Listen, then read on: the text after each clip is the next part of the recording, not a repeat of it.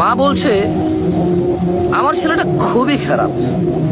বউয়ের কথা শুনে ওই একই মা বলছে যে মেয়ের জামাইটাও ভালো না, মেয়ের একটা কথাও শোনে না।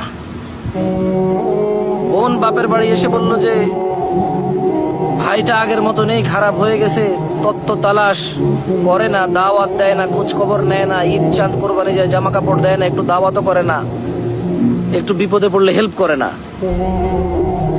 আবার ওই বোনটাই বলে আরে জানিস তোর দুলাভাইটা খুবই খারাপ, কাম কাজ করে করবি কি আর, বোনের দাওয়াত দে, বাগিনারে দাওয়াত দে, আজকে বোনের এটো হয়েছে, ভাইয়ের ওটা হয়েছে, সারাদিন তো বোন ভাই করে করে তার জীবন শেষ করে দিল।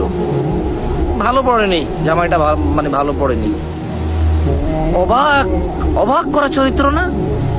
মা তার ছেলের জন্য যে চরিত্রকে অপছন্দ করে, ঘৃণা করে, বদদুয়া